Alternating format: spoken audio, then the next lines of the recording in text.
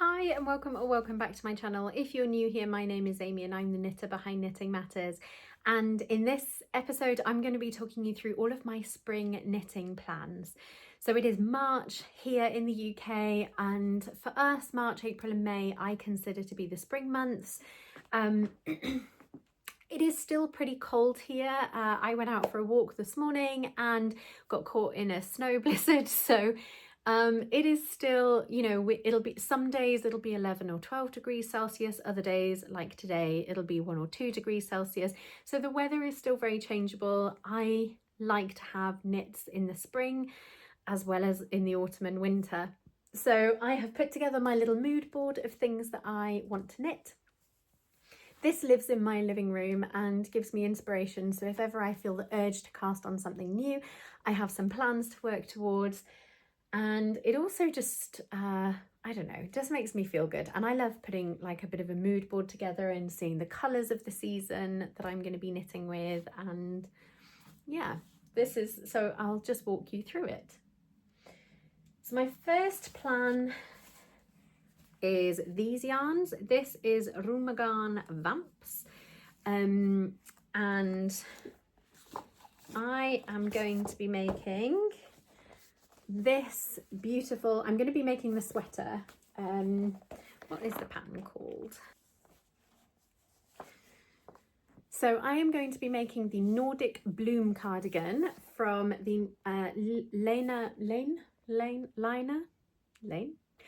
magazine number, it's just called Nordic Knits. So it's the autumn 2024 magazine, and I want to make the Nordic Blooms cardigan, not the sweater vest. I want to make the cardigan, and I would like to make it in these colours. So this is the Rheumagarn Vamps, and I'm going to be using the shade 402, which is this lovely sort of mottled greyish purple for the main colour. And my flowers, I think I'm going to have this colour, which is it's pulling quite beige on camera, but actually it's grey, and I think they look nice together. I think they're colours that I enjoy wearing.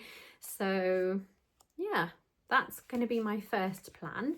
I think I really wanted to make this in the spring, and then it always reminds me of, you know, when Meryl Streep in the Devil Wears Prada, and she goes, "Florals for spring, how original." But I'm unoriginal. What can I say? I want to knit florals for spring, and this is what I want to start with. So that's my first plan. That is the Nordic Blooms cardigan by Lena. The pattern is by Lena, and I'm going to be making it in the Rheumagarn yarn.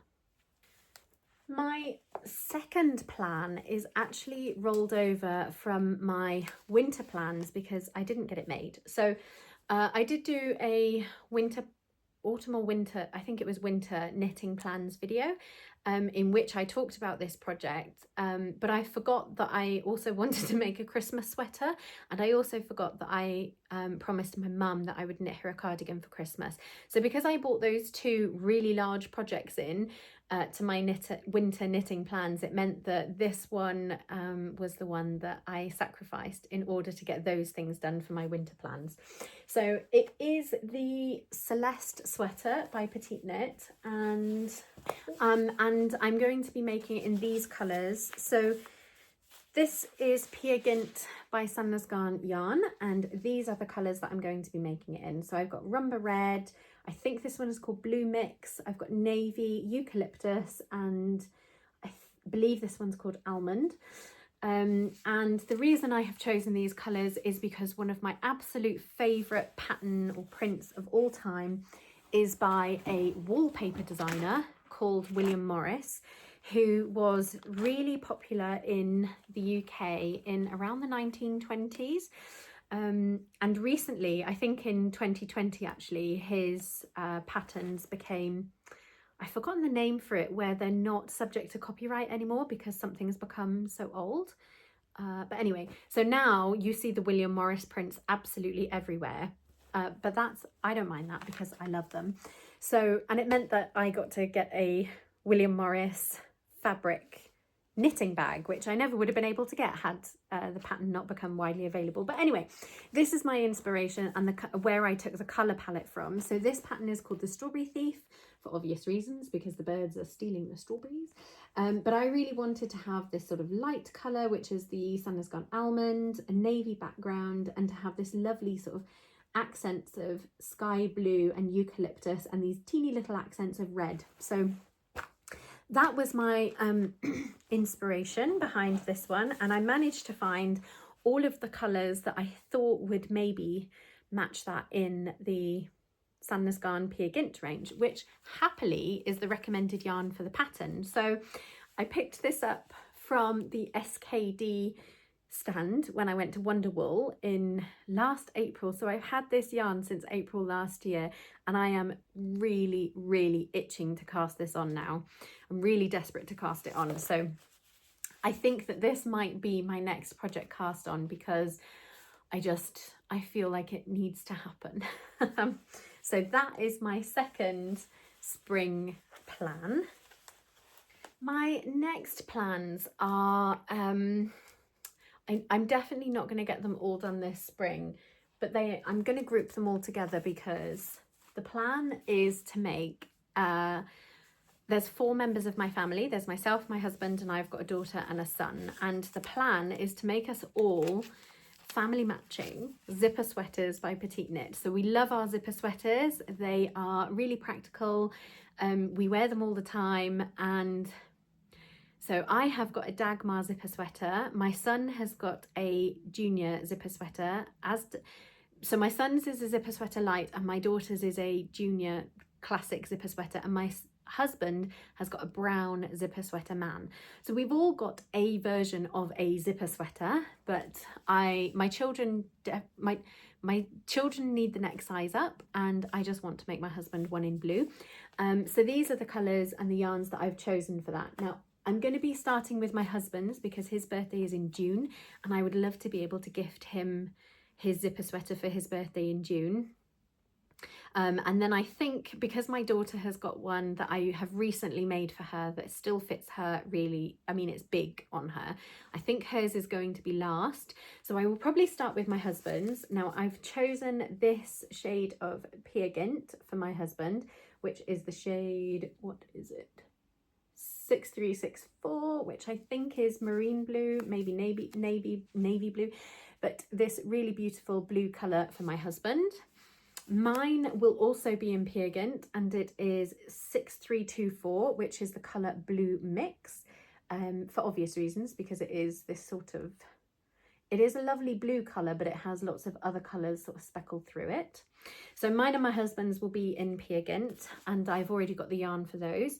And my 2 children, theirs will be in Drops Daisy. So I've already made my son a navy Drops Daisy zipper sweater. I made it for him as his Easter gift last year, but he's starting to outgrow it. So I think I've got a bit of time with his, which is why I think I'll do his after I've done my husband's. And then my daughter, I've got this sky blue. This is shade number 10. Is it sky blue? It's not sky blue, it's light blue. So she's got light blue, he's got navy, and then I've got light blue and my husband's got navy. So I'm planning on making zipper sweaters. Now, I'm not going to get all of these done in this season. So this is a plan that you will probably see me come back to in my autumn winter knitting plans. But definitely I'm going to be casting on the zipper sweater. So once I've finished my Louvre sweater, I'm going to cast on the zipper sweater for my husband in Peer Gynt. So yeah, really excited. I'm really excited about this project, or this plan, like as a whole project. I'm really excited about that. The next plan that I hope to get around to is using the newest yarn that I've added to my stash, which is this John Arbon Textiles Knit by Numbers, and it's in the shade 44. They don't have names. The Knit by Numbers tend to have numbers. That in their other ranges they've given colours names, but not in the Knit by Numbers. So this is 50% Blueface Leicester and 50% Falklands Merino, so 100% British. And yeah, it's a colour that I really enjoy. So I really want to make the Amy sweater by Petite Knit. And in the sample photo, she has the most incredible green that she's used, which I think is called matcha green. And she used the yarn Peergynt by Sanna's Garn. When I went to the John Arbon Textiles warehouse in their factory shop, I picked up their equivalent, like they had this beautiful grass green, and just held it by my face, and it was just not my colour. Sadly, because I did really want to replicate the Amy sweater. So I had a look at some of the other greens on their shelf, and this is the one that just spoke to me. So I, bless her, Donna was helping me to pick out the shades, and yeah, this is the one that I just felt was most in my comfort zone. So I think this is going to be the last project that gets cast on, just because I would love to get my Celest sweater and my husband's zipper sweater done first. And I think if I have the time for a third adult size sweater, it'll be this one, but I just I'm not sure. We'll wait and see with this one, but either way, it's gonna sit in my inspiration basket and give me inspiration, because she is so inspiring. Look at her. Oh, such a beautiful, the Knit by Numbers range of colors is absolutely phenomenal, and the yarn is really delicious, and it's British, and yeah, she's just gonna sit there and make me happy. So if I get round to knitting her, fantastic, but if I don't, then I don't. And then I just have a couple of other projects that if I do get round to, it'll be amazing, but I'm not going to put too much pressure on myself to get these done. So I've got this Drops Air, which is a blown alpaca yarn in the colour Strawberry Ice Cream. So I made my daughter a cloud sweater junior by Petite Knit for Easter last year. So instead of giving them chocolate eggs, I gave them a hand knit, which I think is far more special than a chocolate egg. And they did too. It was the knitted gifts last year went down really well with my children. So I would love to be able to do the same for them this year, but I just don't think I'm going to have the time. But either way, so I have some of this yarn left over, and I'd like to do the same again, to knit the Cloud Sweater Junior in this shade Strawberry Ice Cream, because I have enough yarn left over that I think I'm going to be able to do that. She really liked the sweater that I made for her. She wears it all the time. She does sometimes find it slightly itchy around the neck, so she has to wear a t-shirt under it. But I also think she's outgrown the one that I made her last year, and I think if I were to make her a little cloud sweater in this yarn, we'd be quite matchy with, like, this is my Frankie sweater, but I think we'd be quite matchy, and I love that. So that is a plan that I hope I get round to as well. And then I have the same two sock yarns that I showed in my last video. So these, I bought them separately. I've just tucked this one in here to keep them together. But they're the Blue Fern yarns, hand-dyed, classic sock base. It's 75% superwash merino and 25% nylon. And the shade of this one is Quayside Winter, and the shade of this one is Rosewood. So I really want to make a pair of socks with a contrast heel and toe. And I have been saying that since I bought this yarn in April last year at Wonderwool, and I just haven't got around to it. And I don't know why I haven't got around to it, but I just haven't got around to it. So I think I'm going to prioritise caking this yarn up, because once it's in a cake, I think I'm more likely to use it. So yes, that I'm really excited. And I think the more I think about it, the more I think I just want to do a pair of vanilla socks with this one. And I think the colours of the yarn and the contrast heel and toe will make it special enough. Whereas this one, which is a vintage pearls hand-dyed sock yarn, this is I'm embarrassed to tell you this, but this is from the Summer Sock Yarn Club of 2011. That is how long this yarn has been in my stash. So this was a Wonderwool purchase a while ago, in 2011. And I still haven't knit with it. So it's 75% New Zealand superwash merino. No, I didn't get it at Wonderwool. I think I got this when I went to New Zealand. So my husband and I took a sort of extended trip and travelled around New Zealand for a bit in 2011. And that's where I got this yarn. I'm telling you lies. So yeah, it's a fantastic yarn, and I think I haven't knit with it because I've been of the mindset that it has to be something really special to remind me of that trip that we took together, but also because I've put that level of expectation on it, it means that I've been really reluctant to knit with it, because what if the thing I make isn't special enough, and that would make me feel really sad. So I haven't knit with it, but I think the time has come. I think the time has come.